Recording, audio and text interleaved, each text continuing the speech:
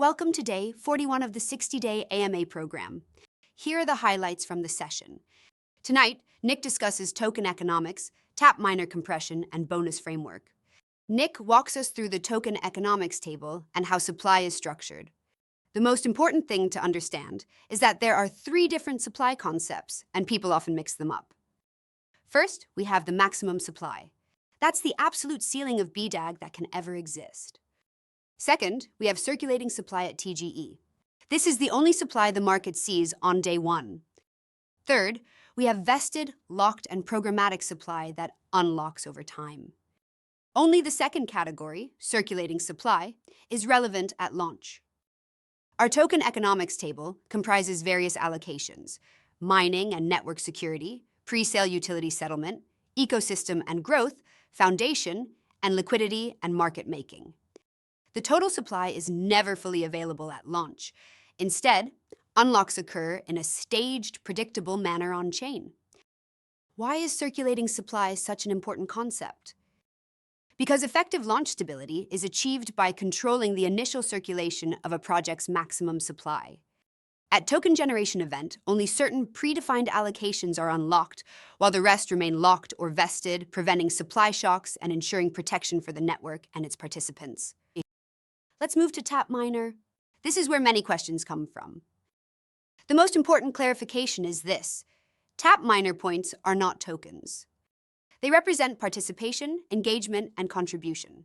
Points are converted into BDAG through a compression framework to ensure fairness and predictable settlement. We implement a tiered compression band system for point conversion to manage larger point totals while ensuring fairness among participants. The conversion ratios are as follows: 200 to 1 for 0 to 10 million points, 500 to 1 for 10 to 100 million, 2,000 to 1 for 100 million to 1 billion, 5,000 to 1 for 1 to 10 billion, and 15,000 to 1 for 10 to 50 billion points. Above 50 billion, the ratio is capped at the average of the 10 to 50 billion range. This structure prevents the dilution of smaller users, avoids dominance by any single participant, and keeps total settlement supply within pre-allocated limits.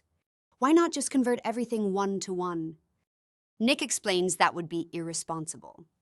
Compression exists to maintain fairness, predictability, and long-term sustainability. Tap miner is a distribution mechanism, not an accumulation contest. Compression ensures broad participation without breaking token economics. Let's talk about bonuses. Are they treated differently? Nick explained that bonuses are aggregated and subjected to compression logic. This ensures no hidden inflation, no backdoor supply increases, equal treatment across all participants. Users can verify allocations through the dashboard, which displays the BDAG allocation, bonus BDAG allocation, and vesting schedules, with no manual adjustments involved. Designing this framework ensures orderly launches, preventing supply shocks, protecting smaller participants, enabling liquidity management, and aligning long-term incentives. The rules were consistently applied and disclosed, aimed at supporting a healthy network. Here are some things to remember. Mainnet is public infrastructure, not a marketing event. Testnet is your practice ground. Use it. BlockDAG is rolling out deliberately because long-term networks aren't rushed. Transparency only works if people engage with the details. If mainnet feels like it's dragging, that's good. Boring infrastructure is reliable infrastructure. And reliable infrastructure is how BlockDAG wins. We are days away from TGE with listing to follow, so please keep up with our info. And that wraps up day 41.